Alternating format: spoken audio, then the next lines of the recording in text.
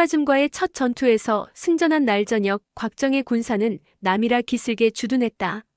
곽정이 혼자 파오 안에서 병서를 읽고 있는데 갑자기 밖에서 짧게 숨을 토해내는 소리가 연거푸 들리더니 누군가 파오 문을 들치고 안으로 들어왔다.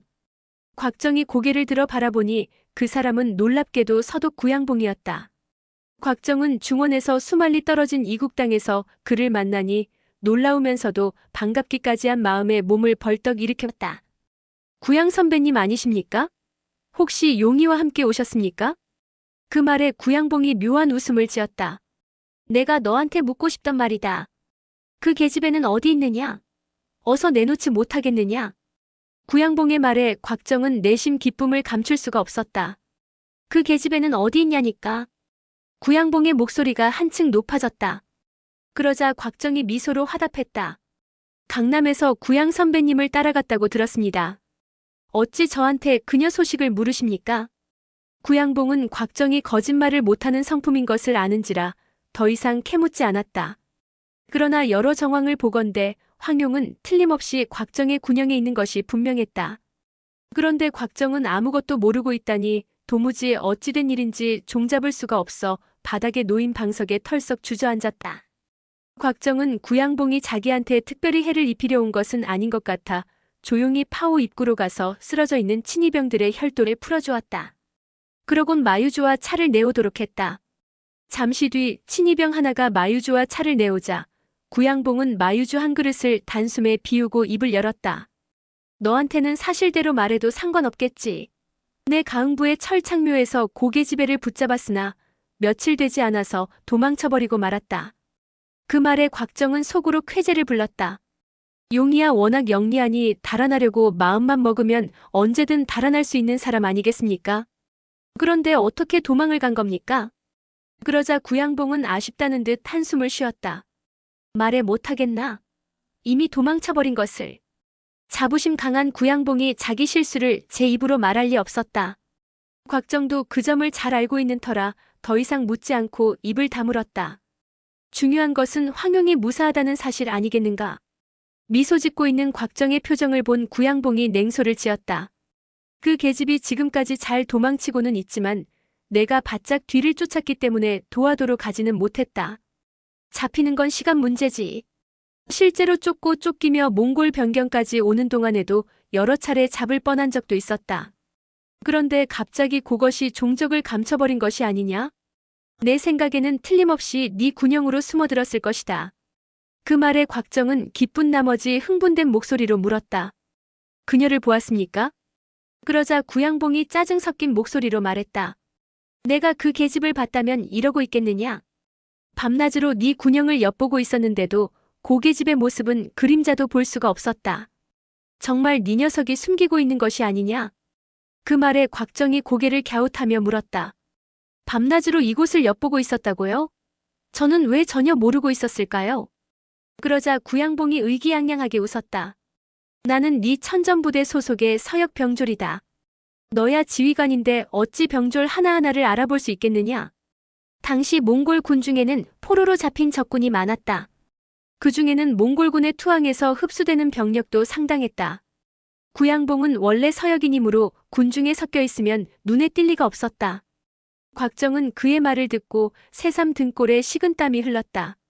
구양봉이 죽이려고 마음먹었다면 곽정은 벌써 그의 손에 죽었을 것이다. 곽정은 마음을 가라앉히고 물었다. 그런데 용이가 제 군영에 있다는 것은 무슨 말씀입니까? 그러자 구양봉이 코웃음을 쳤다. 네가 대칸의 두 아들 싸움을 막고 또 성을 공격해 적을 섬멸하지 않았느냐? 그 계집애가 도와준 것이 아니라면 네 재주로 그것이 가능한 일이겠느냐? 분명 네 군영에 그 계집애가 있는 것이 분명한데 종적을 찾을 수 없으니 참으로 이상한 일이다. 구양봉의 말을 듣고 곽정은 노유각의 스승이 누군지 이제야 알 것 같았다. 용이가 나타나준다면야 더없이 기쁜 일이겠지요. 하지만 그렇다 해도 제가 용이를 선배님께 내놓겠습니까? 그 말에 구양봉이 웃으며 말했다. 네가 대군의 지휘권을 가졌다고는 하나 나 구양봉 눈에는 이곳도 무인지경이나 다름없다. 내가 오고 싶으면 올 것이고 가고 싶으면 갈 것이다. 누가 감히 나를 막을 수 있겠느냐? 네가 그 계집애를 순순히 내준다면 내 절대 그 계집애 털끝 하나 건드리지 않겠다. 그러나 네가 끝까지 내놓지 않겠다면 내 반드시 그 계집을 찾아 날 고생시킨 대가를 치르게 만들 것이다. 구양봉의 말을 듣는 순간 곽정은 말문이 막혔다. 곽정 역시 구양봉의 능력을 잘 알기에 지금 하는 말이 그저 허풍이 아님을 알았다. 곽정은 잠시 생각에 잠겼다가 입을 열었다. 구양 선배님, 선배님의 무공은 저보다 훨씬 뛰어나십니다. 하지만 저는 아직 나이가 어립니다. 그 말에 구양봉이 고개를 갸웃하며 물었다. 그게 무슨 말이냐? 그러자 곽정이 말했다. 언젠가 선배님께서 나이가 들어 기운이 떨어지면 저를 이길 수 없겠지요. 구양봉은 자신이 나이가 들고 기운이 쇠약해지는 것에 대해 한 번도 생각해 본 적이 없었다. 그런데 곽정이 그런 이야기를 꺼내자 순간 가슴이 서늘해졌다. 그래서 어떻다는 것이냐? 그 말에 곽정이 담담하게 말했다. 선배님은 제 사부님들을 해쳤습니다. 저도 그 원수를 갚지 않을 수 없습니다. 선배님께서 세상 끝까지 가신다고 해도 저는 끝까지 쫓아가 찾아낼 겁니다. 그러자 구양봉이 곽정의 말을 끊으며 고개를 쳐들고 웃음을 터뜨렸다. 내가 늙어 기운이 떨어지기 전에 너를 없애야겠구나. 말이 떨어지기 무섭게 구양봉이 자리를 박차고 일어나더니 몸을 날려 곽정에게 일장을 날렸다. 곽정은 몸을 옆으로 틀어 피하고는 현룡제전으로 맞섰다. 그러자 구양봉이 다시 손을 뻗어 곽정의 장력을 받았다. 순간 펑 하는 소리와 함께 충돌음이 일더니 두 사람 모두 두어 걸음 뒤로 물러났다. 구양봉의 표정이 굳어졌다. 구양봉 역시 항룡시 팔장의 위력을 잘 알고 있었기에 조금도 방심하지 않았다. 그런데도 서로 장력이 부딪혔을 때 몸이 흔들릴 정도로 적지 않은 충격을 받았다. 내가 늙어 기운이 떨어지기를 기다릴 것도 없이 조금만 더 시간이 흐르면 이 녀석에게 따라잡히겠구나. 구양봉은 만날 때마다 실력이 느는 곽정이 이제는 놀랍기보다 두렵기까지 했다. 이 녀석을 오래 살려두면 안 되겠다. 이 자리에서 죽이자. 결심을 굳힌 구양봉은 곧장 공격해 들어갔다. 그러자 곽정은 다시 몸을 틀어 피하며 일장을 뻗어 받아쳤다. 그러나 구양봉은 더 이상 정면으로 막으려 하지 않고 측면에서 팔을 쳐내어 곽정의 장력을 흩어버렸다. 그동안 곽정의 내력이 폭발적으로 상승한 것은 사실이지만 아직은 구양봉의 무공에 비할 바는 아니었다. 비록 내공은 구양봉을 위협할 수준이라고 해도 아직 무공의 이해도나 실전 경험은 구양봉에 한참 못 미쳤기 때문이다. 시간이 흐를수록 초식에서 뒤지는 곽정은 점점 열세에 몰렸다. 그러다 결정적인 순간을 포착한 구양봉이 크게 일갈하며 질풍처럼 곽정의 가슴팍으로 파고들었다. 오늘이 네 제삿날이다.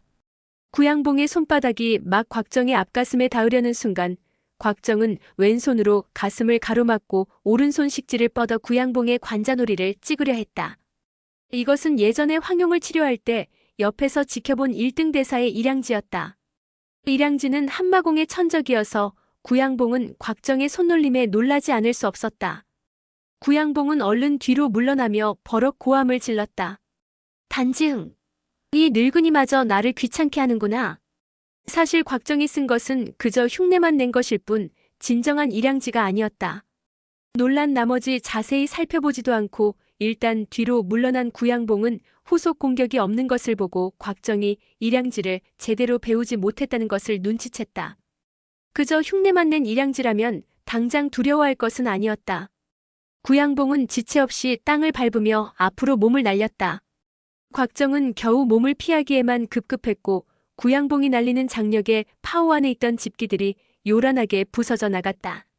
이때 갑자기 등 뒤에서 바람 소리가 들리더니 누군가 구양봉을 기습해왔다. 구양봉은 뒤도 돌아보지 않고 기습해오는 적을 향해 뒤차기를 날렸다. 공교롭게도 뒤에 있던 사람도 발로 걷어차니 두 사람의 다리가 서로 엇갈리며 부딪혔다. 그러자 뒤에 있던 자가 넘어지는 소리가 요란하게 들렸다. 구양봉이 곽정과의 거리를 벌리며 넘어진 사람을 쳐다보니 놀랍게도 그 자가 스스로 일어나고 있었다. 조금 전 뒤차기에 실린 내공은 웬만한 무리민이라도 다리뼈가 부러질 정도의 위력이었다. 그런데 다리뼈가 부러지기는커녕 스스로 자리에서 일어서는 것을 보면 내공이 상당한 고수가 틀림없었다. 더 큰 문제는 그자 옆에 두 사람이 더 있다는 것이었다. 그들은 바로 개방의 세 장로였다. 옆에 있는 두 거지의 기세 역시 방금 자신과 충돌한 거지 못지않았다. 곽정과 둘이서만 겨룬다면 승산이 있을 것이나 개방의 세 장로가 합세한다면 아무리 구양봉이라도 불리한 싸움이 될 것은 뻔한 일이었다. 구양봉은 아무렇지 않은 듯 크게 소리내어 웃어 보였다. 애송이 녀석이 무공이 많이 늘었구나. 앉거라. 그러면서 방석 위에 털썩 앉더니 개방 장로들에게는 전혀 눈길조차 주지 않고 말을 이었다. 아까 하던 이야기를 마저 들어볼까? 그러자 곽정도 방석에 앉으며 말했다. 선배님께서 용의에게 구음진경을 해석해달라고 하신다면 해석을 하고 말고는 그녀가 결정할 일입니다. 그러니 그녀가 어떤 결정을 하든 선배님께서는 그녀를 다치게 해서는 안 됩니다. 그러자 구양봉이 피식 웃었다.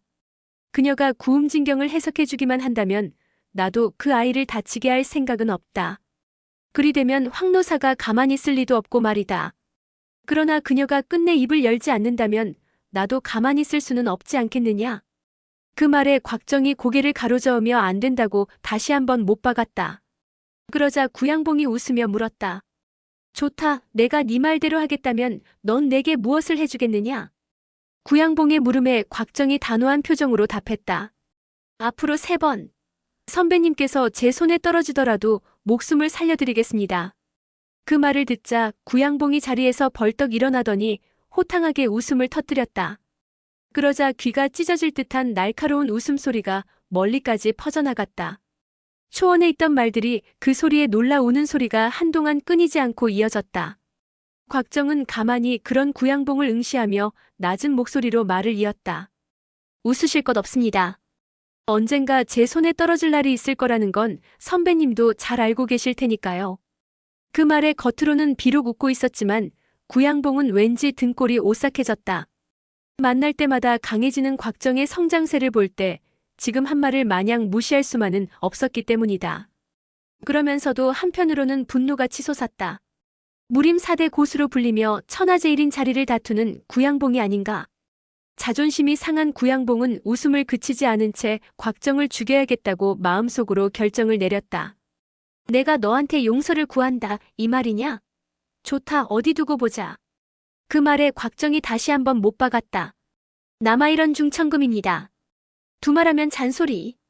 그러고는 구양봉이 거지들을 바라보며 황룡의 종적을 물으려는 순간 파오 틈새로 누군가 나는 듯 지나가는 것이 보였다. 몸놀림이 재빠른 것이 보통 사람은 아니었다.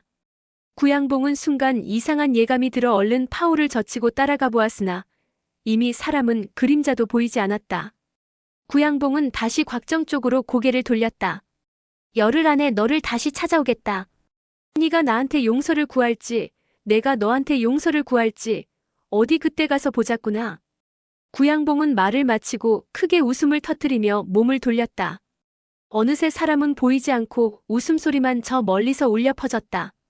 구양봉의 놀라운 무공의 개방의 세 장로는 서로 얼굴을 마주보며 아무 말도 하지 못했다. 곽정은 구양봉이 찾아온 이유를 세 사람에게 이야기해 주었다. 이야기를 듣고 있던 노유각이 입을 열었다. 황방주님이 우리 군영에 있다니 얼토당토하는 소리입니다. 만일 황방주님이 여기 계신다면 우리가 어찌 모르겠습니까? 그러나 곽정은 자리에 앉아 한 손으로 턱을 받치고 천천히 이야기했다. 나는 구양봉의 말이 오히려 일리가 있다고 생각합니다. 단지 용의가 저를 보려고 하지 않을 뿐이지요. 그 말에 세 장로는 서로 바라만 볼 뿐 아무런 말도 하지 못했다. 잠깐의 침묵이 흐른 뒤 간장로가 자리에서 일어서며 옆에 두 사람을 치면서 곽정에게 말했다. 피곤하실 텐데 그만 쉬십시오. 내일 저희가 구양봉을 막을 계책을 강구해 보도록 하겠습니다. 세 장로가 나가자 홀로 남은 곽정은 눈시울이 어느덧 붉게 물들었다. 다음 날 대구는 서쪽으로 향했다. 해가 저물자 노유각이 곽정의 파오로 들어왔다. 제가 방금 동북쪽에서 누군가 스쳐 지나가는 것을 보았습니다. 눈 깜짝할 새에 사라져 정확히 보지는 못했지만 아무래도 구양봉이 오늘 밤을 노리는 것이 아닌가 싶습니다. 그 말에 곽정이 고개를 끄덕였다. 그래요, 우리 네 사람이 여기서 힘을 합쳐 잡아버립시다. 그러자 노유각이 곽정의 귀에 대고 속삭였다. 제게 계책이 있는데 어떤지 들어보시겠습니까? 노유각의 계책을 들은 곽정이 고개를 끄덕였다. 좋은 계책입니다. 곽정은 즉시 병사들을 시켜 파호 안의 깊은 구덩이를 파괴하고 구덩이 위는 담요로 덮고 그 위에 가벼운 의자를 몇 개 올려놓도록 했다. 그리고 건장한 병사 20명을 시켜 모래자루를 들고 파호 밖에 숨어있게 했다. 사막에서 행군할 때는 원래 구덩이를 파서 물을 확보하기 때문에 이렇게 파호 안에 구덩이를 판다고 해도 별로 눈에 띄는 일은 아니었다. 준비가 끝나자 곽정은 혼자서 촛불을 밝힌 채 기다렸다. 그러나 그날 밤 구양봉은 나타나지 않았다. 다음 날도 새 장로가 곽정의 파호 안에 함정을 팠지만 역시 별다른 움직임이 없었다. 나흘째 되던 날 저녁 파호 밖에서 나뭇잎 밟는 소리가 들리더니 갑자기 구양봉이 긴 웃음소리와 함께 불쑥 들어와서는 곧장 의자 쪽으로 향했다. 그리고 의자에 앉는 순간 구양봉은 그만 의자와 함께 깊은 구덩이 속으로 빠지고 말았다. 이 함정은 깊이가 5장이나 될 정도로 길고 좁은 형태였다. 그러니 구양봉이 무공이 아무리 높다고 해도 쉽게 올라올 수는 없었다. 구양봉이 빠지자 숨어있던 20명의 병사가 달려들어 40개의 큰 모래자루를 함정에 부어넣었다. 그 결과 구양봉은 꼼짝없이 모래 밑에 깔리고 말았다. 그걸 보고 노유각이 껄껄대고 웃으며 흡족한 듯 입을 열었다. 역시 황방주님의 계책은 귀신 같군. 그러자 간장로가 눈을 부라리며 노유각을 쳐다봤다. 그제야 노유각도 아차 싶어 황급히 입을 다물었다. 황방주라니요? 곽정이 묻자 노유각은 우물쭈물 얼버무렸다. 말이 잘못 나왔군요. 저는 홍방주님 이야기를 하려던 것입니다. 홍방주님께서 여기 계셨다면 좋아하셨을 거라고요. 그 말에 곽정의 입꼬리가 살짝 올라갔다. 그때 갑자기 밖에서 친위병들의 고함 소리가 들렸다. 곽정과 새 장로가 황급히 밖으로 나가보니 친위병들이 땅바닥을 가리키며 소란을 떨고 있었다. 곽정이 다가가 살펴보니 땅바닥의 한 부분이 점점 위로 올라오며 모래 더미가 솟아오르고 있었다. 곽정은 다급하게 병사들에게 명을 내려 기병들로 하여금 말에 올라타 그곳을 짓밟으라고 지시했다. 그러자 말에 탄 기병들이 맹렬한 기세로 이리저리 뛰어다니며 구양봉이 솟구치려는 땅을 마구 밟았다. 구양봉의 무공이 아무리 대단하다고 해도 사람까지 올라탄 말이 위에서 마구 짓밟으니 도저히 뚫고 나올 방법이 없었다. 기병들은 모래더미가 조금이라도 움직이는 곳이 있으면 즉시 그쪽으로 말을 몰아 집중적으로 밟아댔다. 그렇게 시간이 흐르자 모래더미는 더 이상 움직이지 않았다. 구양봉이 모래에 파묻힌 시간을 생각해 볼 때 아무리 구양봉이라고 해도 견디지 못하고 숨이 막혀 죽었을 시간이었다. 곽정은 기병에게 말에서 내려 시체를 꺼내라고 명령했다. 병사들은 손에 횃불을 밝혀들고 구덩이 주위에 둥글게 서 있고 10여 명의 병사가 삽을 들고 모래를 팠다. 한참을 파내려가니 모래 속에 선 채 뻣뻣하게 굳어있는 구양봉이 나타났다. 그곳은 파호의 함정에서 수장이 떨어진 곳이었다. 아무리 모래가 파기 쉽고 가볍기로써니 맨손으로 숨을 참은 채 땅 밑을 파헤치며 두더지처럼 이곳까지 오다니 다시 생각해도 정말 대단한 무공이었다. 병사들도 그 무공의 탐복을 금치 못하며 그를 끌어올려 바닥에 눕혔다. 노유각이 살펴보니 구양봉은 숨을 쉬지 않고 있지만 가슴에는 아직 온기가 남아있었다. 경험 많은 노유각은 혹시나 하는 생각에 병사들에게 쇠사슬을 가져와 구양봉을 묶도록 명했다. 그 순간 구양봉의 손이 노유각의 손목을 움켜잡더니 분노를 토하며 몸을 벌떡 일으켰다. 노유각의 우려처럼 구양봉은 모래 속에서 기어 올라오다가 기마병들에게 짓밟혀 뚫고 올라갈 길이 없자 죽은 채 하고 있던 참이었다. 그러다 기회를 봐서 도망가려고 했는데 눈치 빠른 노유각이 쇠사슬을 가지고 오라고 명령을 내리니 가만히 있다가 당할 수는 없는 노릇이었다. 너무나 갑자기 일어난 일이라 죽은 시체가 살아난 줄 알고 주변에 있던 병사들이 크게 놀라며 모두 물러섰다. 그러나 곽정은 재빨리 손을 뻗어 구양봉의 등에 있는 혈도를 찍었다. 만약 구양봉이 모래 속에서 초주검이 된 상태가 아니었다면 결코 쉽게 찍힐 혈이 아니었다. 구양봉은 깜짝 놀라 반격하려 했지만 이미 혈도 부분부터 천천히 마비되고 있었다. 그나마 곽정이 제압만 했기에 망정이지 그가 혈을 찍은 후 곧장 일장을 날렸다면 구양봉의 오장육부는 터져버리고 말았을 것이다. 더구나 지금은 손발이 여기저기 쑤시고 아픈 상태라 굳이 혈도를 찍히지 않았다고 해도 곽정과 맞설 수 없는 상태였다. 구양봉도 이런 점을 잘 알기에 할 수 없이 잡고 있던 노유각의 팔을 풀어주었다. 구양 선배님, 혹시 용의를 보고 쫓아오신 겁니까? 그 계집을 보지 않았다면 내가 이렇게 쉽게 잡혔겠느냐? 선배님이 보신 게 용의가 확실합니까? 그러자 구양봉이 벌컥 화를 냈다. 그 망할 계집이 여기 있지 않다면 누가 이런 함정을 팔 생각을 해내겠느냐? 그러자 곽정이 오른손을 뻗어 구양봉을 멀찍이 밀어내며 말했다. 가십시오. 약속대로 이번에는 살려드리겠습니다. 곽정은 상대가 구양봉이고 보니 그냥 풀어줄 경우 갑자기 공격을 해올까 두려워 멀찍이 밀어낸 것이다. 등을 찍힌 혈도야 구양봉의 내공을 생각할 때 스스로 풀 수 있을 것이다. 구양봉이 화난 눈초리로 곽정을 쏘아보다 몸을 돌리며 차갑게 말했다. 내 후배와 싸우면서 병기를 써본 일이 없지만 그 계집이 몰래 너를 도와 계략을 꾸민다면 이번에는 예외로 할 수밖에 없다. 열흘 안에 내 뱀 지팡이를 가지고 다시 오겠다. 지팡이의 독사는 너도 본 적이 있겠지? 조심해야 할 것이다. 그렇게 말을 마치고 몸을 돌리는가 싶더니 어느새 구양봉은 표현이 사라졌다. 곽정은 어둠 속으로 순식간에 사라지는 구양봉의 뒷모습을 바라보았다. 그때 마침 삭풍이 지나가니 오싹한 한기가 느껴졌다. 구양봉의 지팡이에 있던 뱀의 맹독과 구양봉의 한마공을 떠올리니 절로 온몸에 소름이 끼쳤다. 어둠 속에서 하얀 눈이 날리기 시작했다. 오늘의 영상은 여기까지입니다. 영상이 도움이 되셨다면 구독과 좋아요, 알람 설정 부탁드립니다. 시청해주셔서 감사합니다.